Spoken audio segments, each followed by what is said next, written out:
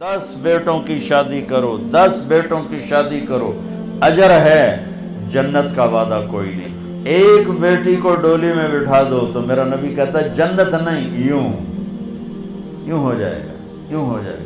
ये जिंदगी कौन सिखाएगा? मेरा नबी सिखाए, मेरे नबी सिखाए। हमारे तो पूरे मुल्क में बेटियों के लिए वरासत में कोई हिस्सा नहीं, सब कुछ भाई खा जाते हैं। और हमारे ज़मींदारों में बड़ा जुल्म है, नौकरानियों से जेली अंगूठे लगवा के ज़मीन पे कब्जा।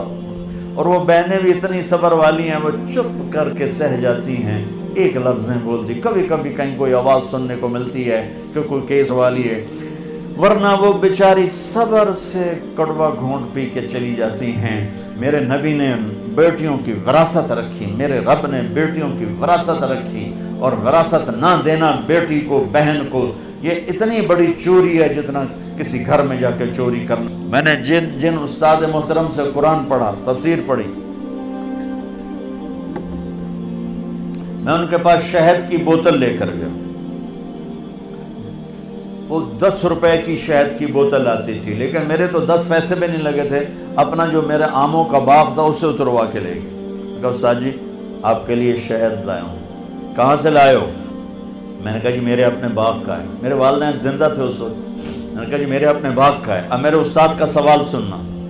फरमाने लगे तेरे बाप ने अपनी बहनों को ज़मीन में से हिस्सा दिया था, यानी जो मेरे दादा की ज़मीन बनती है उसमें मेरे बाप और बहनें, और मेरे बाप और उनकी बहनें, ये मेरी फूफियाँ, अगर मेरे बाप ने ज़मीन में से हिस्सा दिया है तो ये बोतल का शहद हलाल है, और अगर नहीं दिया है तो ये हराम है, मैं नहीं लूँगा। ये था सवाल का मंशा।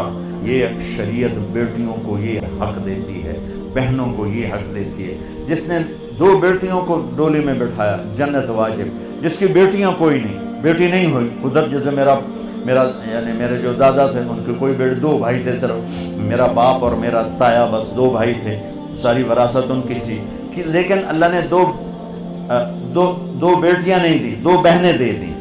उसने अपनी बहनों को बेटियों की तरह पाला और शादी की और डोली में बिठाया, और जो बाप की तरफ से हक बनता है उनके घर पहुंचाया। तो मेरा नबी ने फरमाया कि जन्नत में दाखिल हो गया, वो जन्नत में दाखिल हो गया।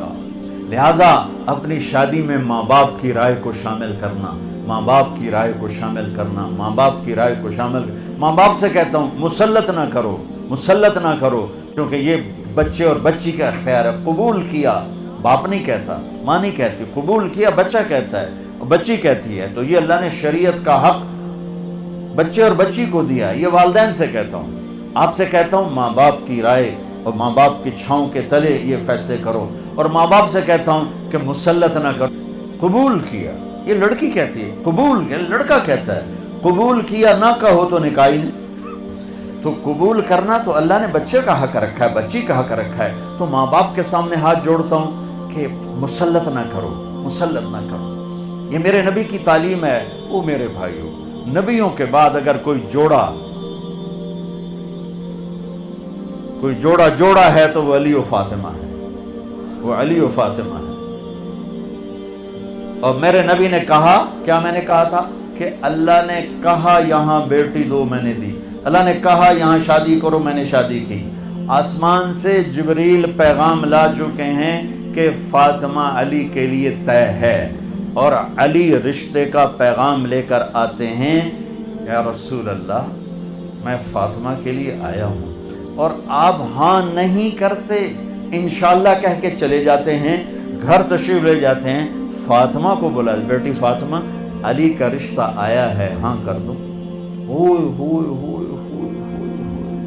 ओ मेरे अजीज़ो, अल्लाह का फजल है। ये हमारी आज की बच्चियां भी, ये भी बेचारी चुप करके सर झुका के बैठ जाती हैं, बहुत कम फरियाद करती हैं। तो आपका क्या ख्याल है अगर मेरे नबी बाहर हाँ कर देते तो फातिमा ने इनकार करना था? लेकिन अल्लाह की कसम, उम्मत को समझाने के लिए, बेटी फातिमा अली का रिश्ता आया है, हाँ कर दूं। हाँ तो आसमान से हुई पड़ी। फातिमा से पूछने की ज़रूरत क्या है? ज़रूरत है कि बेटी फातिमा हो, पैगाम लाने वाला अली हो, और आसमान से जिब्रील फरिश्ता پہلے سے وہی لا چکا ہوں کہ ادھر ہی شادی ہوگی، پھر بھی بیٹی سے پوچھنا پڑے گا بیٹی کر دوں،